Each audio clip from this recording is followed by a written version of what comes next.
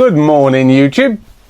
Today I'm going to wax lyrical and romanticise my favourite genre of video games, which is the Souls-like catalogue, the ever-growing Souls-like catalogue. Now, I have a theory. Remember when you was a child and you would play Sonic or Pac-Man or Super Mario, something along that strain? And then maybe your older brother or father would come in and they would play something along the lines of Resident Evil or Silent Hill, and it looked impossible to your adolescent brain. And you were thinking, how could, this is so cool, how could a child master this? An adult is the only person that could possibly do this. My theory is, Souls-like games are doing the same thing now, kind of thing. Like, people look at Souls-like and think, ooh, how are you doing this? This is very hard. Do you get what I mean? So, me playing Souls-like games is kind of reminiscent of people playing Resident Evil games. Do you get my theory? It's a bad theory, but it's my one, and that's what I'm going with. But yes, anyway, so I'm going to talk about my Souls-like collection thus far. There are a few titles I still want to pick up, but alas, I'll tell you what I've got so far. Now, the first one is very controversial, but no one liked it. Yes, but I picked it up because it was a £5 from Mark Ashley Emporium. Yes, and the first one is Dolmen. Now, I would love to be able to tell you that I had a good or a bad time with this. Haven't played it. I picked it up, genuinely forgot that I had it until making this video. Now, you'll see a lot of reviews saying it's a bad game. Play it. It's cheap. It's £5 brand new. Have a go. Figure out whether it's a good or a bad game. If Souls-like is your sort of favourite genre, like me, then you got to pick them all up. Yes. So yeah, I haven't played it. It looks cool. Like, it looks a bit more fast-paced than a Dark Souls kind of thing.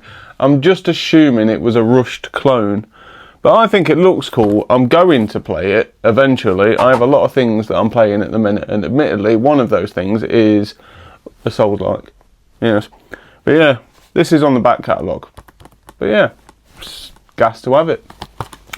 Now, the next two games I have played and completed. Solid games, hard as nails, beautiful games. And it is Nioh 1 and 2 on the PS4. Now, when these came out, the sort of catalogue wasn't saturated with Japanese-inspired samurai games. So these came out, and these were sort of the hardest versions. Do you know what I mean? These came out before Sekiro, Black Myth Wukong, Wukong Fallen Feathers.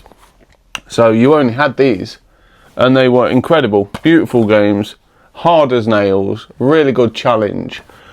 Yeah, really good enemies. All the sort of fight mechanics were incredible. Very pretty, very cool games. So yes, super gassed to have both of these. Once again, I have completed these, so will I go back and play them? No, I don't want to challenge myself more than I already did. But yes, super gassed. The next one was extremely innovative. Like, took Dark Souls and was like, what else could we do? And that is Mortal Shell, the deluxe edition. Ooh, comes with a book and probably postcards. Not sure. I have opened this, I just haven't opened it for a while since I completed it. Mortal Shell 2 is on the way, I believe, or there's been trailers and snippets. But yes, Mortal Shell Enhanced Edition. Instead of wandering the world and collecting the best bits of armour and doing missions and tasks and things, this sort of put you in a new shell completely, hence Mortal Shell. So every sort of a boss-ish battle, yes, you would inhabit their shell. You would get to keep different shells for different areas of the game kind of thing. So I assume one would be good against fire, so you go to a fire zone and stick this shell on, blah blah blah. Really cool game, really innovative. The graphics weren't incredible, but I think it's a proper hidden gem. I think it's cheap as well. I got the enhanced edition, the big box edition, for the same price as the normal edition. So obviously someone doesn't care very much for Mortal Shell. But yes, I have it. And it looks very pretty. I like this game. Very cool game. What do you get? Oh, here you go. Reversible cover. Woohoo! How is it a reversible cover when it's cardboard? Yes. Deluxe set exclusive postcards. Told you. Premium art book. Ooh. Yes. Very cool. Gas. The next game, I'll let you in a secret. I haven't completed it.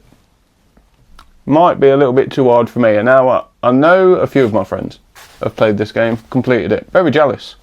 Looks very pretty. But I just came off the back of playing Elden Ring and then went into Sekiro.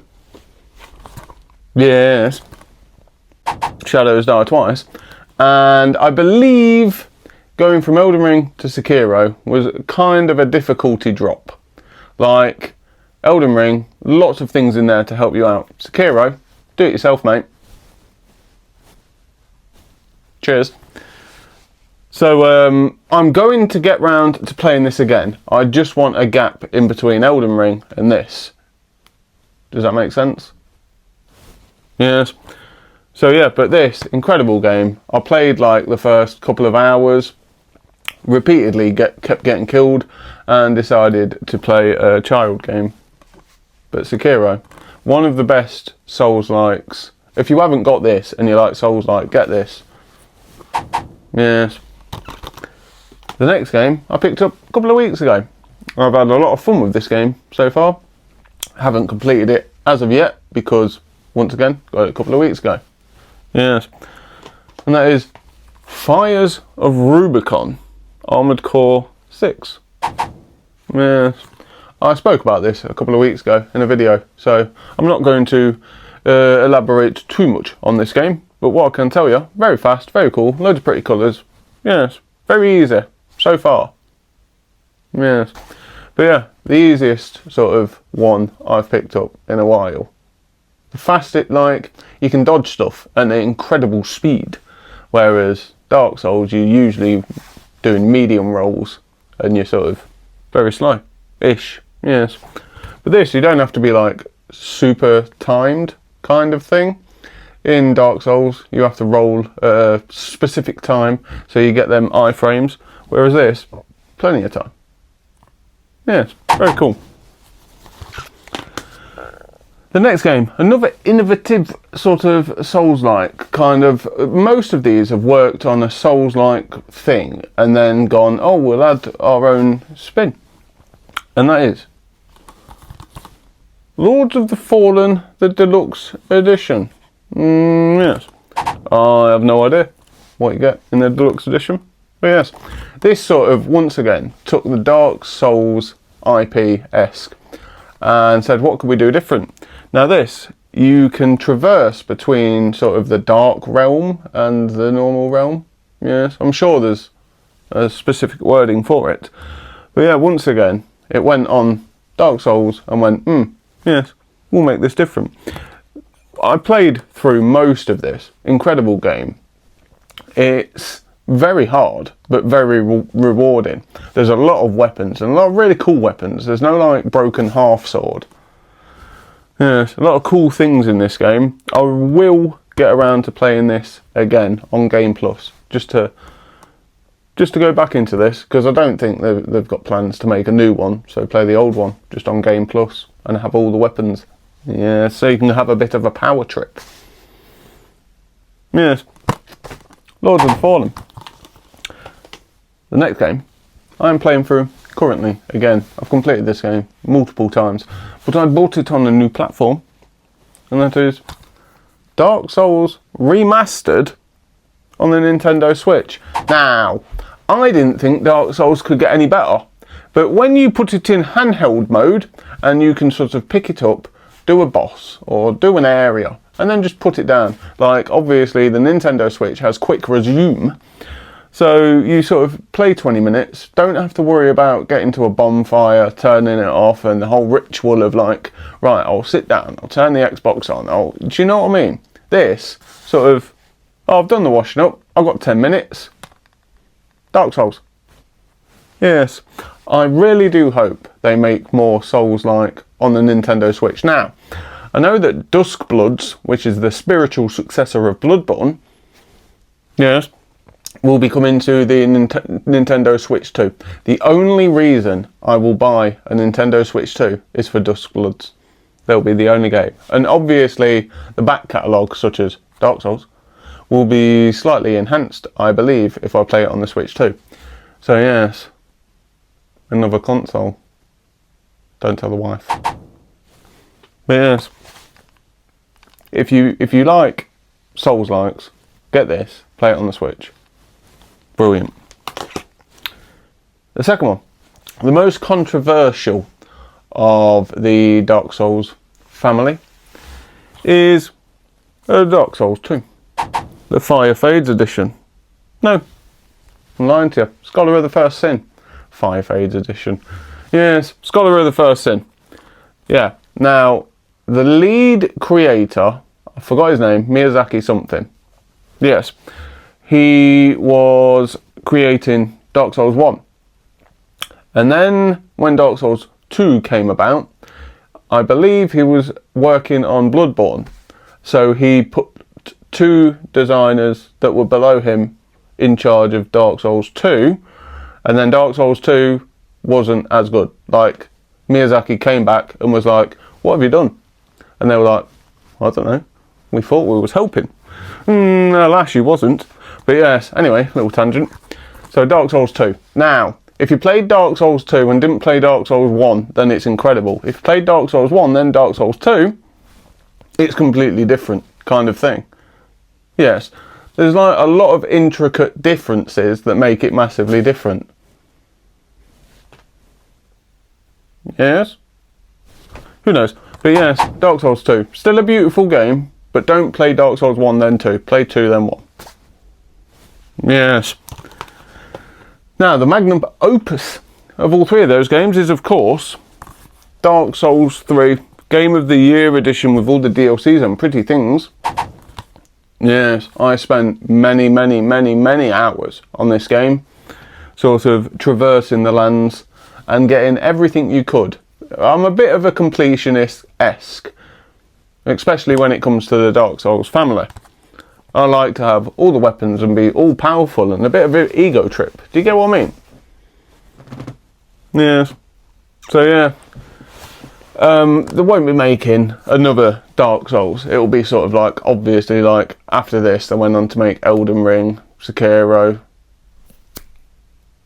Fires of Rubicon, things and such. So Dark Souls is finished, so this is the last of them. And it is an incredible game, very beautiful.